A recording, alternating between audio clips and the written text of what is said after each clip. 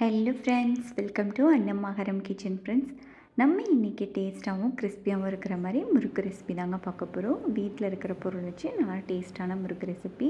கண்டிப்பாக இந்த தீபாவளிக்கும் நீங்களே இதை வீட்டில் செஞ்சு பாருங்கள். செஞ்சு பார்த்துட்டு எப்படி இருந்துச்சு உங்கள் கமெண்ட்ஸை மறக்காமல் கமெண்ட் செக்ஷனில் ஷேர் பண்ணுங்கள். இப்போ வாங்க நம்ம இதை எப்படி செய்கிறதுன்னு பார்க்கலாம்.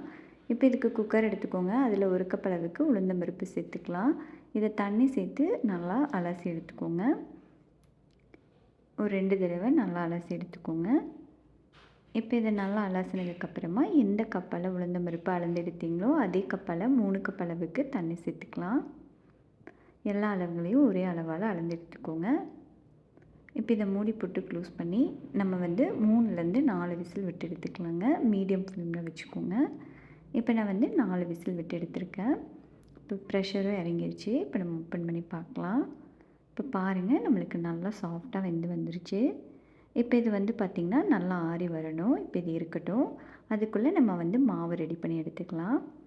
இப்போ ஒரு அகலமான தட்டாக எடுத்துக்கோங்க. அப்போ தான் நம்மளுக்கு பிசைஞ்சு எடுக்கிறதுக்கு ஈஸியாக இருக்கும். 3 கப் அளவுக்கு அரிசி மாவு சேர்த்துக்கோங்க. இது கூடவே காரத்துக்கு தகுந்த மாதிரி மிளகாய் பொடி சேர்த்துக்கலாம். உப்பு தேவையான அளவு சேர்த்துக்கோங்க.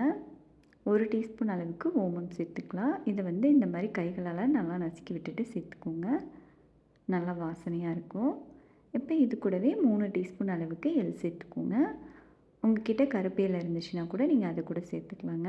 இப்போ இதை எல்லாத்தையும் சேர்த்துட்டு நல்லா கலந்து எடுத்துக்கலாம். இப்போ இது இருக்கட்டும். இப்போ 2 டீஸ்பூன் அளவுக்கு நெய்யை நல்லா சூடு பண்ணி எடுத்துக்கோங்க. நெய் வேண்டாட்டி நீங்கள் எண்ணெய் கூட நல்லா சூடு பண்ணி எடுத்துகிட்டு சேர்த்துக்கலாங்க. இப்போ இது நல்லா சூடாயிருச்சு. நம்ம அரிசி மாவில் சேர்த்துக்கலாம். இப்போ இதை சேர்த்துட்டு நல்லா கலந்து விட்டுருங்க. இப்போ இதை பார்த்திங்கன்னா நம்மளுக்கு லைட்டாக கட்டிப்பட்டு வரும். அதையெல்லாம் நல்லா உடச்சி விட்டுட்டு கலந்து விட்டுக்கோங்க. நம்மளுக்கு இந்த பதத்துக்கு இருக்கணும். இப்போ இது இருக்கட்டுங்க. இப்போ நம்ம வேக வச்சுருந்த உளுந்து பார்த்திங்கன்னா நல்லா ஆறி வந்துருச்சு.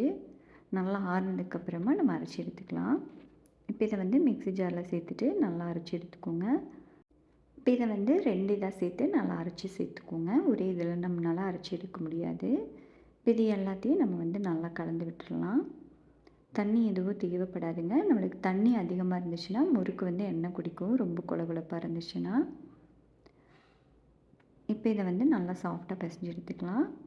ஒரு 2 பாட்டாக நீங்கள் பிரிச்சுட்டு நல்லா சாஃப்டாக பிசைஞ்சு எடுத்துக்கோங்க. உங்களுக்கு பிசைஞ்சு எடுக்கிறதுக்கு ஈஸியாக இருக்கும். இந்த அளவுக்கு பிசைஞ்சு எடுத்துக்கோங்க. சப்போஸ் உங்களுக்கு கொஞ்சம் மாவு கொழகொழப்பாக இருக்கிற மாதிரி இருந்துச்சுன்னா கொஞ்சமாக நீங்கள் அரிசி மாவு சேர்த்துக்கலாம். இது எல்லாத்தையும் நல்லா சாஃப்டாக இந்த மாதிரி பிசைஞ்சு எடுத்து வச்சுக்கலாம். இப்போ நம்ம முறுக்கு சுற்றி எடுத்துக்கலாங்க. இப்போ இதுக்கு பார்த்திங்கன்னா நீங்கள் எந்த இதில் சுற்றி எடுக்கிறீங்களோ அந்த அச்சு எடுத்துக்கோங்க. நான் 3 இது இருக்கிற மாதிரி இன்றைக்கி எடுத்திருக்கேன். நம்ம முறுக்கு அச்சில் கொஞ்சமாக எண்ணெய் தடவி விட்டுக்கலாம். நம்மளுக்கு சுற்றி எடுக்கும்போது ஈஸியாக இருக்கும். இப்போ நம்மளுக்கு தேவையான அளவுக்கு மாவு எடுத்துகிட்டு முறுக்கு அச்சில் சேர்த்துக்கலாம்.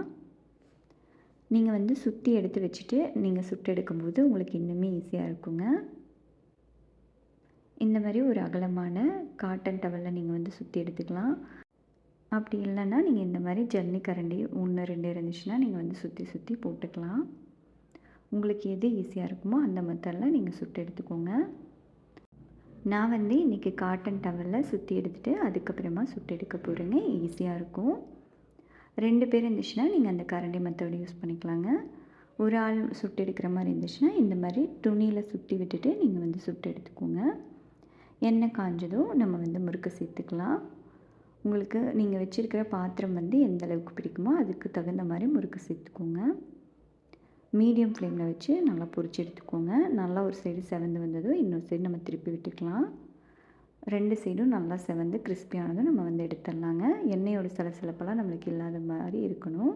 அந்த டைமில் நம்ம எடுத்துடலாம். நீங்களும் இந்த ஹெல்த்தியான முறுக்கை வீட்டில் செஞ்சு பார்த்துட்டு எப்படி இருந்துச்சுன்னு உங்கள் கமெண்ட்ஸை மறக்காமல் கமெண்ட் செக்ஷனில் சொல்லுங்கள். இந்த வீடியோ பிடிச்சிருந்தா நம்ம சேனல் லைக் பண்ணி சப்ஸ்கிரைப் பண்ணிக்கோங்க. உங்கள் ஃப்ரெண்ட்ஸ் அண்ட் ஃபேமிலி மெம்பர்ஸ் கூட மறக்காமல் இந்த வீடியோவை ஷேர் பண்ணுங்கள். வீடியோ பார்த்த அனைவருக்கும் நன்றி.